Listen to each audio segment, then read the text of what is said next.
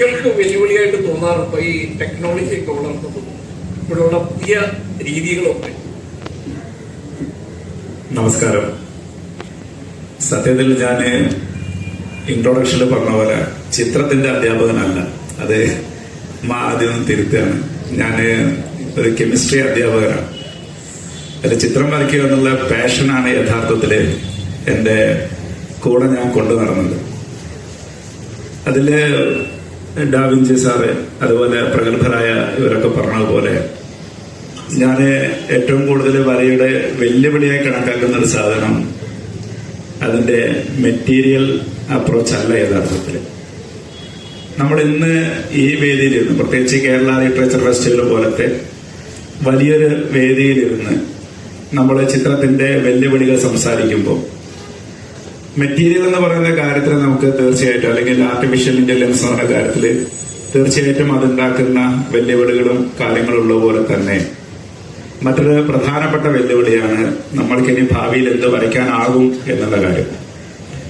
അത് എഐന്റെ കാര്യത്തിലാകുന്നത് തന്നെയാണ്.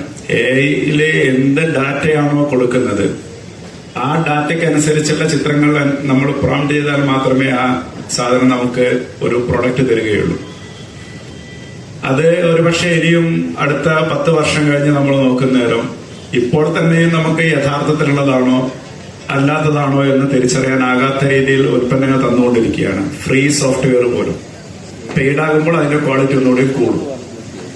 പക്ഷേ നമ്മൾ ഇന്ന് ഈ ഒരു മാസം ഇവിടെ നിന്ന് സംസാരിക്കുമ്പോൾ ഒരു പക്ഷേ 10-20 വർഷങ്ങൾക്ക് പിറകിൽ 2006 വരയ്ക്കുന്നതിന്റെ സാധ്യതകൾ വെച്ചുകൊണ്ട് അതിന്റെ എല്ലാ വിധത്തിലും പോപ്പുലാരിറ്റി ആയി കഴിഞ്ഞാലും രാഷ്ട്രീയവുമായിട്ട് എല്ലാം പറഞ്ഞു കഴിഞ്ഞാൽ MF ഹുസൈൻ നമ്മുടെ രാജ്യത്ത് നിന്ന് ആട്ടി ഓടിക്കപ്പെട്ട ഇതിന്റെ 20ാം വർഷം.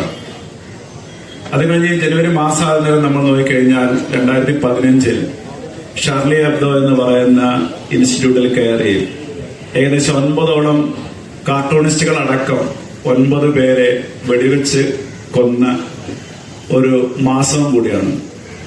അതിനുശേഷം എനിക്ക് തോന്നുന്നത് 2016 തോന്നുന്നു സുധീർ മിശ്ര എന്ന് പറയുന്ന ആർട്ടിസ്റ്റിന്റെ വർക്ക് മുഴുവനും ഒരു ബിനാനിയല്ല, ഒരു ആർട്ട് എക്സിബിഷനിൽ നിന്ന് റിമൂവ് ചെയ്യപ്പെട്ടു.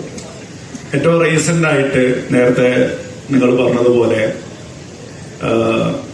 ടോം വട്ടക്കുഴിയുടെ ഒരു ചിത്രം ബിനാലയിൽ നിന്ന് നീക്കപ്പെട്ടു.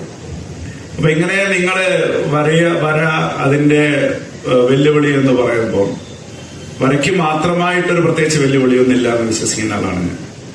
നിങ്ങളീ പറയുന്ന ആർട്ടിഫിഷ്യൽ ഇന്റലിജൻസ് വെച്ച് നിങ്ങൾക്ക് നന്നായിട്ടൊന്ന് പ്രോംപ്റ്റ് ചെയ്ത് കഴിഞ്ഞാൽ ഇവിടുത്തെ കവികൾ എഴുതുന്നതിനേക്കാളും മനോഹരമായ കവിതകൾ നമുക്ക് കിട്ടാറുണ്ട്. പിന്നെന്തിനാണ് നമ്മൾ ചിത്രത്തെ പറ്റി മാത്രം ബേജാറാകുന്നത്? എന്തിനാണ്? അല്ലെങ്കിൽ ഈ അടുത്ത് ബോളിവുഡിലുള്ള എഴുത്തുകാരായ ആളുകളെല്ലാം ചേർന്നുകൊണ്ട് ഒരു സമരം നടത്തിയിട്ടുണ്ടായിരുന്നു. കാരണം സ്ക്രിപ്റ്റ് അവർക്ക് ആർട്ടിഫിഷ്യൽ ഇന്റലിജൻസ് വഴി ഉണ്ടാക്കാൻ പറ്റുന്ന സാധനമാണെന്നൊക്കെ പറഞ്ഞുകൊണ്ട് അത് സർവ്വവ്യാപിയാണ്. ആ ആർട്ടിഫിഷ്യൽ ഇന്റലിജൻസ് എല്ലാ മേഖലയിലും അഫക്ട് ചെയ്യുന്ന പോലെ തന്നെ നമ്മളെ ചിത്രത്തിന്റെ മേഖലയിലും അത് അഫക്ട് ചെയ്യാറുണ്ട്. പക്ഷേ അതിനേക്കാൾ വലിയ വെല്ലുവിളിയെ ഞാൻ കണക്കാക്കുന്നത് മനുഷ്യനെ ഏറ്റവും എളുപ്പത്തിൽ സംവദിക്കാൻ പറ്റുന്ന ഭാഷയാണ് ചിത്രം. നമ്മുടെ തലച്ചോറ്, നിങ്ങൾ എഴുത്ത് തന്നെ വായിച്ചു കഴിഞ്ഞാലും നമ്മുടെ തലച്ചോറ് ഏറ്റവും എളുപ്പത്തിൽ ഗ്രഹിക്കുന്ന ഭാഷയായതുകൊണ്ടാണ് ഒരൊറ്റ നോട്ടത്തിൽ പോലും മനസ്സിലാകാൻ നമ്മുടെ സൈൻ ബോർഡുകൾ അടക്കം നമ്മൾ ഡ്രൈവ് ചെയ്യുമ്പോൾ നമുക്ക് കുറെ നേരം നോക്കിന്ന് വായിക്കാൻ പോലും സമയമില്ലാത്ത രീതിയിൽ നമ്മൾ ഡ്രൈവ് ചെയ്യുന്ന സമയത്ത് ഇന്ന സ്ഥലത്ത് ഇന്ന കാര്യമുണ്ട്, റെയിൽവേ ഗേറ്റ് ഉണ്ട് അല്ലെങ്കിൽ സ്കൂളുണ്ട് എന്നൊക്കെ പറയുന്നത് നമ്മുടെ ചിത്രത്തിന്റെ ഭാഷയിലാണ് നമ്മൾ അവിടെയൊക്കെ എഴുതി വെക്കുക. അത്ര എളുപ്പത്തിൽ മനുഷ്യനെ ഗ്രഹിക്കാൻ പറ്റുന്ന ഒരു ഭാഷ എന്നുള്ള നിലയ്ക്ക് അത് കൈകാര്യം ചെയ്യുന്ന ആർട്ടിസ്റ്റുകൾ പൂർണ്ണമായും കൊമേഴ്സ്യലായി മാറുകയോ മെറ്റീരിയലിന് മാത്രം പിറകെ പോവുകയോ അത്തരത്തിലുള്ള കാര്യങ്ങൾ മാത്രം ചെയ്ത് നോക്കുന്നേരം ആ ഒരു കാര്യത്തിൽ നമ്മളൊക്കെ നേരിടുന്ന വെല്ലുവിളിയാണ് എനിക്ക് യഥാർത്ഥത്തിൽ ഈ വേദിയിൽ, കേരള ലിറ്ററേച്ചർ ഫെസ്റ്റിവലിന്റെ വേദിയിൽ പറയാനുള്ള കാര്യം. അത് തന്നെയാണ്. അത് നമുക്ക് അവരിപ്പോ ഏറ്റവും കൂടുതൽ അവർ ചെയ്തുകൊണ്ടിരിക്കുന്ന ഒരു കാര്യമാണ് ലീഗൽ ഹാരാസ്മെന്റ് എന്ന് പറഞ്ഞ കാര്യം. ഒരുപക്ഷെ അടുത്ത റൗണ്ടിൽ അത് പറയുമ്പോൾ ഞാൻ ആ കാര്യം ഒന്ന് വേണമെങ്കിൽ പറയാം. ലീഗൽ ഹാരാസ്മെന്റ് അല്ലെങ്കിൽ സെൽഫ് എഡിറ്ററായി മാറേണ്ടി വരിക. ഞാൻ നേരത്തെ ആ പറഞ്ഞുകൊണ്ട് ഞാൻ ശക്തമായി വിയോജിക്കുന്നത്. നമ്മള് ഭരണകൂടത്തിനെതിരെ അല്ലെങ്കിൽ നമ്മൾ എതിരെ എന്നുള്ള വാക്കിനേക്കാൾ ഉപരി അവരെ വിമർശനാത്മകമായി നമ്മൾ സമീപിക്കുമ്പോൾ നമ്മൾ ശ്രദ്ധിക്കണം എന്നുള്ളതാണോ അതിന്റെ ഒരു ന്യായം എന്നുള്ളതാണ് എനിക്ക് ചോദിക്കാനുള്ളത്.